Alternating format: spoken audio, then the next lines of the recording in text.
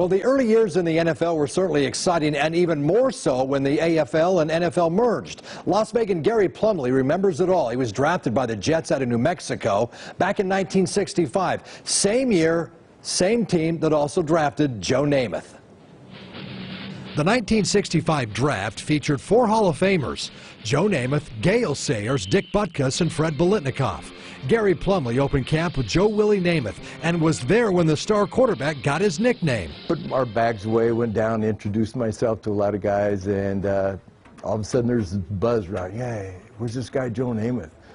So before too long he shows up with the sports writers from Sports Illustrated, and come to find out he had just done the shoot on Broadway of him, you know, in his uniform, and you got Broadway in the background, and one of the guys on the team says, "That's Broadway Joe," and that's where it stuck.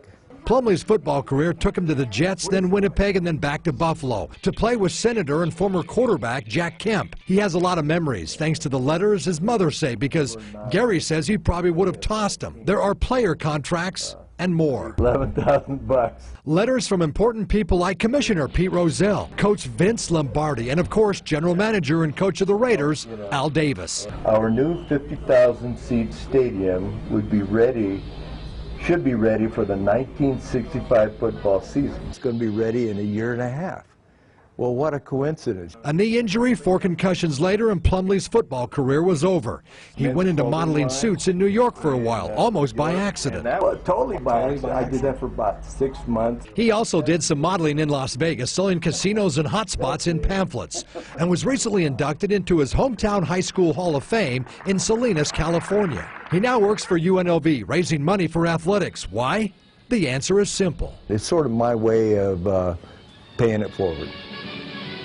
All right, Gary, good guy. Now, it's kind of interesting, though, when he talks about a year and a half, he got that letter when Al Davis is saying, hey, a year and a half, the Oakland Alameda Coliseum is going to open. Well, now a year and a half later, here's the stadium here in Vegas. We were just thinking that. In fact, those letters and those documents, he's got a coffee table book right there. And his mom, he says if it would have been for his mom, because he threw a bunch of stuff away. Wouldn't have kept it. Contracts, $11,000, $2,000 big bonus if he gets to the championship. Mom knows best, right? That's she held on to it. Thanks, Chris.